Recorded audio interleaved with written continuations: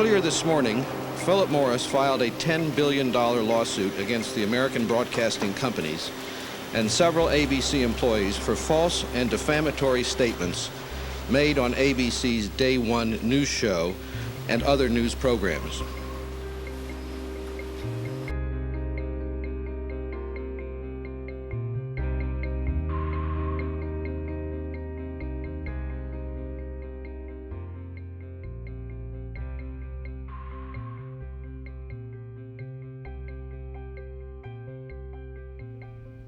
The reason this story was important was because it changed the debate about smoking. Until that point, it was that smoking was unhealthy, and that'd been reported a gazillion times. But it kept occurring to me, why do people keep smoking? Yeah, I know it's addictive, but I still don't understand it. And what do the tobacco companies know about this? That was the backdrop. But the way I specifically got into the story was I was searching around for a new idea. So at the end of a conversation with a fellow by the name of Cliff Douglas, and he said, well, would you be interested if down the road I could provide you with someone who worked in the tobacco industry who could tell stories about how the tobacco companies take nicotine out and put it back in. And that there's these vats and things of tobacco extract. And it's so powerful that if you touch it or that you could die. Oh, I said, yeah, you mean they take it out? Nicotine's addictive. Well, if they take it out, why do they put it back in? That would seem to indicate intent. Yeah, I'm interested.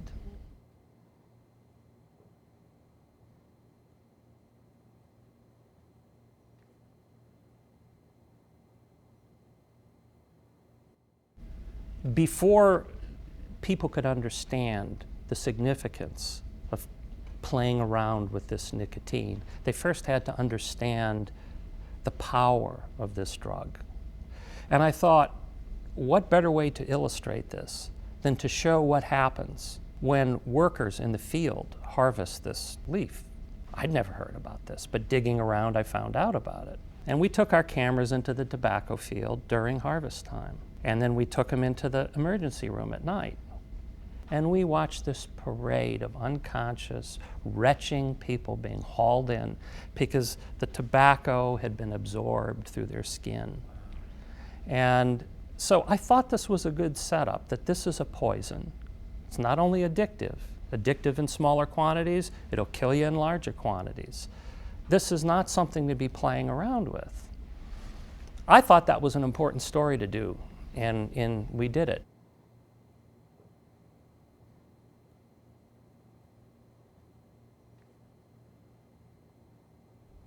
When the FDA found out that we were researching it,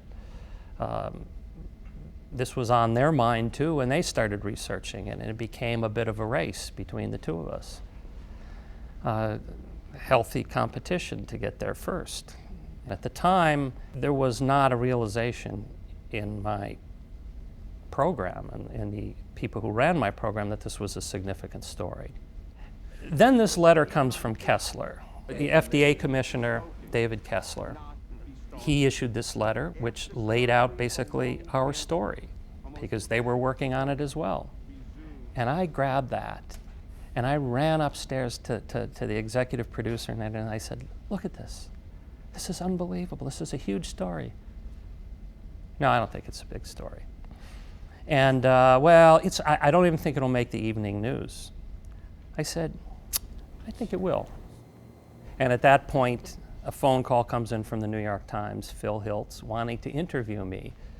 Well, that kind of thing didn't happen that often at television news, and their eyes got really big.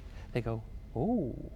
And at that point, I think it just clicked. And they're busy guys. And my executive producer, Tom Yellen, to his credit, stood by that story and the people who worked on it from the moment it ran to this day. And he came very quickly to realize the importance of it. And it takes a while sometimes. And they did, and it led the show. and it was huge news.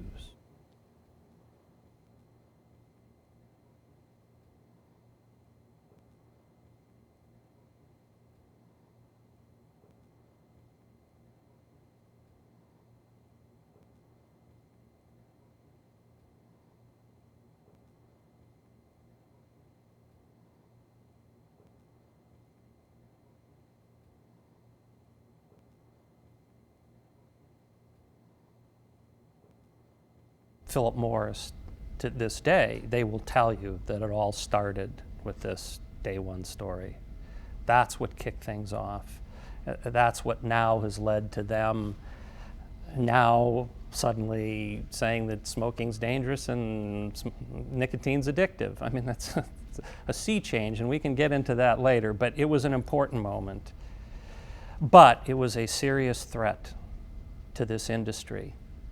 I think a kind of threat that they hadn't come up against in a very long time.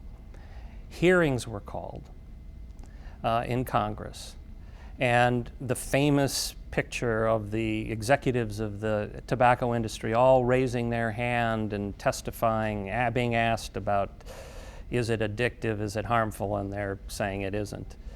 That was called as a result of our effort and the FDA's effort, and the tobacco industry had to respond to that. They had to somehow try and take the wind out of the sails of Congress at that moment. And what better way to do that than on national television announce that they are going to file the biggest slander suit in history against a journalist. And I say now that it with some degree of pride, that it is the biggest, remains the biggest lawsuit ever filed against a journalist. I was a named defendant. Good morning, ladies and gentlemen, and thank you for coming to this briefing. As the manufacturer of a controversial product, we well understand the importance of all of our freedoms, including a free press, but we must draw the line at libel. At today's press conference, Philip Morris announced a $10 billion libel suit against the American Broadcasting Company and several ABC employees. I never experienced the shock and fear of that of any moment until that happened. The suit charges ABC with willful and reckless disregard of the facts when Day One and other ABC News programs claim that cigarettes are artificially spiked with nicotine during the manufacturing process in order to keep smokers hooked. The facts are these. Nicotine occurs naturally in tobacco leaf. Philip Morris does not in any way, shape, or form spike its cigarettes with nicotine.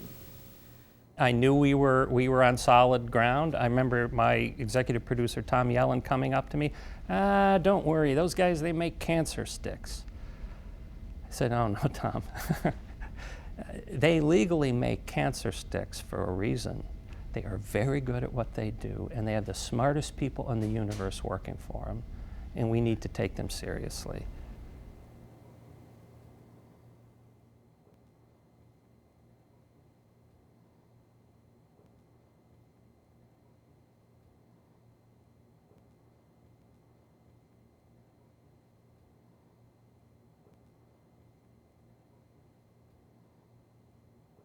By the end of our subpoenas and depositions and everything, our lawyers had put together a summary judgment that was just devastating, asking for the lawsuit to be dismissed, backing up what we had written or reported, broadcast.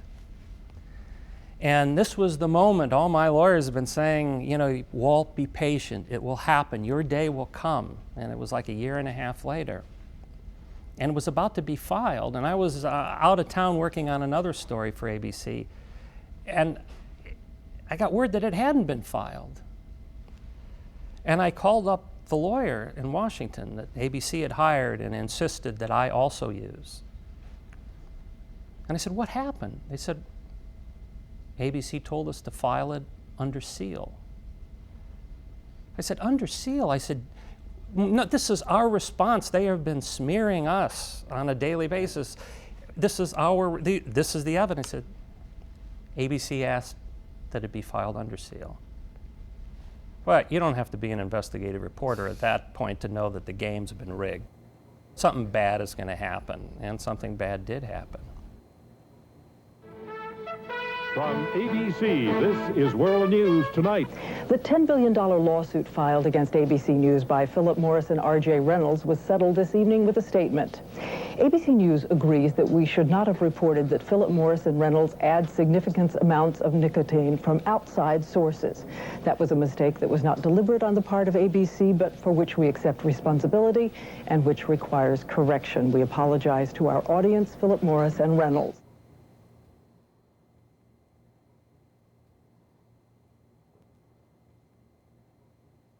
We couldn't sign it because it wasn't really true, is the bottom line. And we didn't.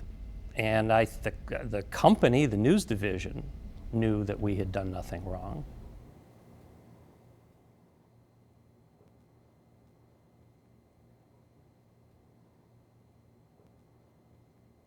And it turns out that within a matter of days, a week or two, it was announced that ABC, Capital Cities ABC, was being sold to Disney. And there was no doubt in my mind, none, that this was an attempt to clean the record, hand off a company that didn't have a $10 billion potential liability on its books, even though, and this is an important point, our lawyers were kept assuring us that we're going to win this case. We're going to win this case. No question in our mind we're going to win it. So why, in a situation like that, do you sell out your news division? Well, you do it for financial reasons, and there was a lot of money to be made when this transaction happened. I mean, everybody had these options, and everybody was making money, and it was a big payday. Everyone was happy, other than those of us in the news division that felt that the truth and had been walked all over by the corporate people.